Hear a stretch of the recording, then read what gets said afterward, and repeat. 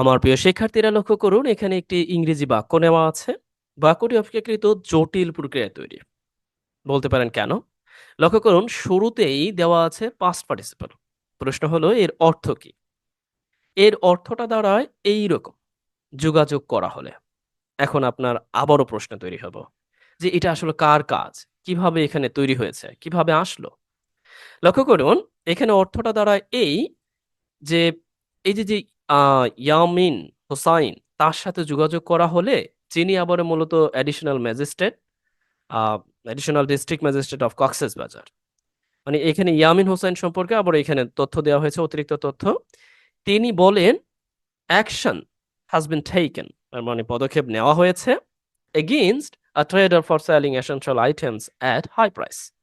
তো উচ্চ দামে মূলত দ্রব্যমূল্য বিক্রি করায় একজনের বিরুদ্ধে ব্যবস্থা নেওয়া হয়েছে।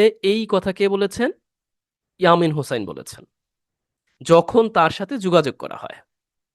ইন্টারেস্টিং ব্যাপার। বাট এটাকে এত সংক্ষিপ্ত করে লেখার কি দরকারই বা ছিল? বাট এইভাবে লেখা যায়। আমরা মূলত কিছু বাক্যকে সংক্ষিপ্ত করতে করতে এত ছোট করতে পারি। লক্ষ্য করুন, আমরা এভাবে বলতে পারি যে যখন আমরা তার সাথে যোগাযোগ করি, মানে হচ্ছে সাংবাদিকের কথা বলছি, বা সাংবাদিক সেখানে একাও হতে পারে, হোয়াটএভার। ওই অত ভেতরে যেতে হবে না। প্রাইমারিলি আমরা বুঝতে পারছি কিনা যে এই যে যখন তার সাথে যোগাযোগ করা হয়, এখানে আবার হার কেন দিয়েছে, এটা হবে হিম, সরি, ওকে। তখন তিনি মূলত কি করেছেন? এই কথাগুলো বলেছেন। এটা তো ঠিকই আছে, আগের মতোই। এখন প্রশ্ন হতে পারে না যে এই জাতীয় বাক্য এইখানে না হয় আমরা বুঝলাম, অন্য ক্ষেত্রে কিভাবে বুঝবো? এটা আপনার মনে প্রশ্ন হতে পারে। যেমন লক্ষ্য করুন, আ একই রকমভাবে এই যে IELTS রিডিং প্যাসেজ 3, এইখানে একটা বাক্য তৈরি হয়েছে। যে লক্ষ্য করুন যে typically, মানে সাধারণত, and we envisage canards as brown cannonballs। অর্থটা দ্বারা আমরা মনে করি, আমরা জানি, envisage আমরা মনে করি, বা মনে করা, মানে আমরা যেটা ভাবি, চিন্তা করি যে নারকেল কি ক্যানন বলস, অনেকটা ওই যে ব্রাউন ক্যানন বলস, মানে বাদামি গোল, গোলাকার, দ্যাট যেটা মূলত প্রোভাইড সুইট হোয়াইট ফ্ল্যাশ, যেটা মূলত কি দেয়?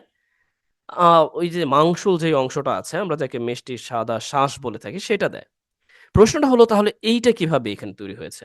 এন্ড ওয়ান ওপেন, বুঝতে পারছেন? ওকে, লক্ষ্য করুন, মূলত এইখানে এটা সংক্ষিপ্ত আকারে আছে। আমরা যদি সিম্পলি বলি, এইটা কিভাবে আছে? একেবারেই সংক্ষিপ্ত আকারে। তার মানে এটা এইভাবে আছে যে when it, তারপরে is, যখন এটি কি করা হয়? ওপেন করা হয়। when it is opened, যখন এটি খোলা হয়। তার মানে কি খোলা হয়? এখানে মূলত বলা হয়েছে এই যে ব্রাউন ক্যাননবালস, এইগুলো যখন খোলা হয়, বা যখন এইগুলোকে বা এটিকে খোলা হয়, তখন এটি কি দেয়? এই প্রোভাইড সুইট হোয়াইট ফ্লেশ দেয়। বাট এটা কিন্তু একেবারে প্রকৃত অর্থে অতিরিক্ত তথ্য। এটা কিন্তু দরকার নাই। মানে এখানে না হলেও কিন্তু দারুণভাবে অর্থ দিত। শুধুমাত্র এটি খোলা হয়, এই অর্থটা দিত না। এই অর্থটা দিত না। বুঝতে পারছেন? বাট এইখানে সংক্ষিপ্ত লেখা আছে। এখন বলতে পারেন, তা এই জাতীয় বাক্য আরো আছে কিনা? হ্যাঁ, আরো আছে। অনেক আছে। এই যে লক্ষ্য করুন, পত্রিকায় আপনি প্রায় লক্ষ্য করবেন, if implemented effectively or whatever. আপনি এইগুলো ফলো করতে পারেন। অ্যান্ড ওয়েন ইনফর্মড, মানে যখন করা হয়, মানে তথ্য দেওয়া হয়, বা যখন আম আমরা তথ্য পেয়ে থাকি, বা যখন তথ্য অন্যকে জানানো হয়, এই অর্থে এখানে সংক্ষিপ্ত আকার আছে। এখন আপনি বলতে পারেন, "এই এখানে আগামাথা নাই, সাবজেক্ট নাই, ভার্ব নাই, সরাসরি ইনফর্মড, মানে কেমনে কি হলো?" আপনার কাছে একটু আনইজি ফিল হতে পারে। বাট আপনি যখন জানতে পারবেন, তখন কি এগুলো আনইজি ফিল হবে? মোটেই না। এই যে লক্ষ্য করুন, এই বাক্যটি তাহলে কিভাবে আছে? সত্যিকার অর্থে এই বাক্যটি আছে সংক্ষিপ্ত আকারে। আগের মতোই। তার মানে আমরা এটাকে বলতে পারি, এখানে যদি ধরুন আমরা ইট ইজ দেই। ইট ইজ, যে যখন এটি কার্যকরভাবে বাস্তবায়িত হয়। বাট যখন না, যখন না, এটা ইফ আছে। তার মানে হচ্ছে যদি বাস্তবায়িত হয় বা হলে, এরকম অর্থ প্রদানে আমরা ব্যবহার করছি। এখন লক্ষ্য করুন। এখন বলতে পারেন যে ইট ইজ কেন? না, ইট ইজ আমি তো বলিনি আপনি এখানে ইট ইজ প্রয়োগ করেন। আপনি আপাতত বলতে পারেন যে অর্থটা এইরকম ভাবে দিচ্ছে। তার মানে এটা আমরা সাধারণত ব্যবহার করি যখন আমরা মানে ইংরেজি লেখালেখির সময়ে যখন আমরা সাজেশন দেই বা একটা লিস্ট দিই যে সরকার এটা করবে, এটা করবে, এটা করবে। এরপর আমরা সিম্পলি বলে দিলাম যে যদি এইগুলো কার্যকরভাবে বাস্তবায়িত হয়। আমরা এভাবে দিতে পারি যে এরপর বলতে পারি দিজ আর ইমপ্লিমেন্টেড ইফেক্টিভলি। যদি এইগুলো কার্যকরভাবে বাস্তবায়িত হয়, বাংলাদেশ কি করবে? তার যেই অর্থনীতির চাকা সেটা আবারও ঘোরাতে মানে সক্ষম হবে, পরিচালনা করতে সক্ষম হবে। এই যে বাক্যটা লেখা হলো, হ্যাঁ? বা বাক্যটা এখানে বলা হলো। এখন আমার আপনার মনে প্রশ্ন হতে পারে না, তাহলে আমরা কি এগুলো আ মানে নিজেরাও আমাদের নিজেদের প্রয়োজনে পারবো কিনা? এই যেমন লক্ষ্য করুন এখানে ২ টি বাক্য আছে। যে কাজগুলো সম্পূর্ণ করা হবে অ্যাজ প্ল্যান, যেভাবে পরিকল্পনা করা হয়েছে। এখন আপনার কাছে মনে হতে পারে অ্যাজ প্ল্যান্ড এইটা আবার কি জিনিস? মানে এই অ্যাজ এখানে কনজাংশন হিসেবে। তার মানে অ্যাজ কনজাংশন হিসেবে সংক্ষিপ্ত আকারে এইখানে এইটা মূলত আবারও পার্টিসিপল আকারে আছে, পাস্ট পার্টিসিপল আকারে একই সাথে আপনি বলতে পারেন যে রিডিউস অ্যাডভার্বিয়াল যে ক্লজ গুলো আছে না একেবারে সংক্ষিপ্ত লেখা ওইভাবে আছে। মানে এর অর্থটা দ্বারা এই যে মানে ঠিক যেইভাবে পরিকল্পনা করা হয়েছে ওইভাবেই কাজগুলো করা হবে। তার মানে কি? বুঝতে পারলেন? একই রকমভাবে এইটাও যে everything will be taken into account মানে সবকিছুকে বিবেচনায় নেয়া হবে। অ্যাজ ইনস্ট্রাক্টেড ঠিক যেইভাবে নির্দেশনা দেওয়া হয়েছে বা নির্দেশনা পেয়েছি বা যেভাবে নির্দেশনা আপনি দিয়েছিলেন। হোয়াটএভার আপনি অনেকভাবে চিন্তা করতে পারেন। বাট এই মুহূর্তে এইভাবেই প্যাসিভ আকারে আপনি চিন্তা করতে পারেন যে যখন যেভাবে নির্দেশনা দেওয়া হয়েছে, নির্দেশনা অনুযায়ী কাজগুলো করা হবে। এখন আপনার মনে হতে পারে না যে এই বাক্যগুলো আমরা তৈরি করতে পারবো কিনা? হ্যাঁ, তৈরি করতে পারবেন।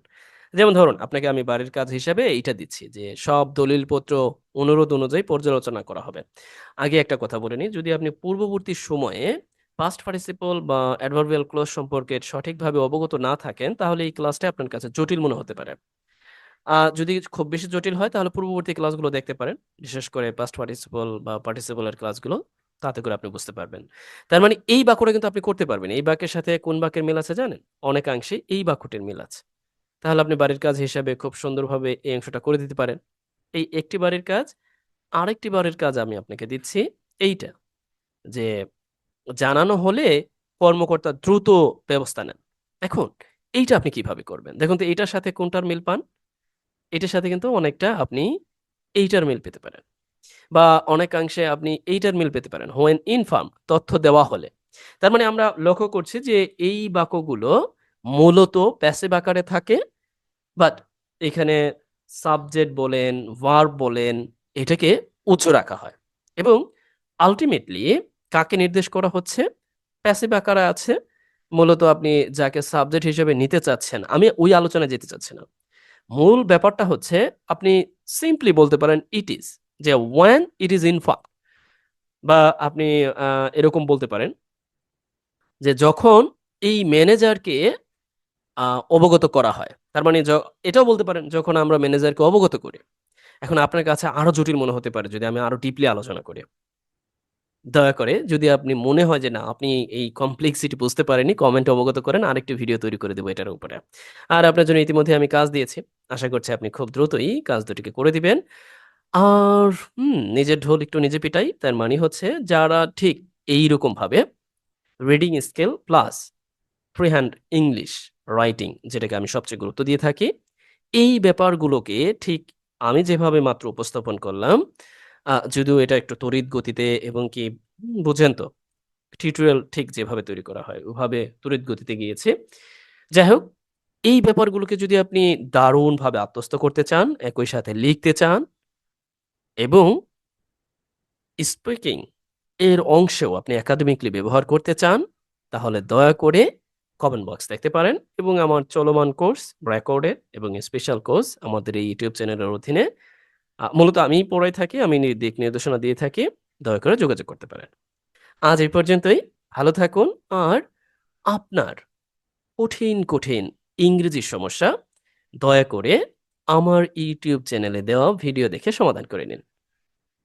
অনুবাদ, রাইটিং, তারপরে স্পিকিং, রিডিং স্কিল সব ব্যাপারে দারুণভাবে আপনি উপকৃত হবেন বলেই আমি আশা ব্যক্ত করি। আজ এই পর্যন্তই। ভালো থাকুন। Best wishes for you. আর আপনার জন্য ২ টি কাজ অবশ্যই আপনি করে দিবেন। আর যদি সম্ভব হয় ভিডিও পোস্ট করে অন্যগুলো করতে পারেন। আজ এই পর্যন্তই। ভালো থাকুন।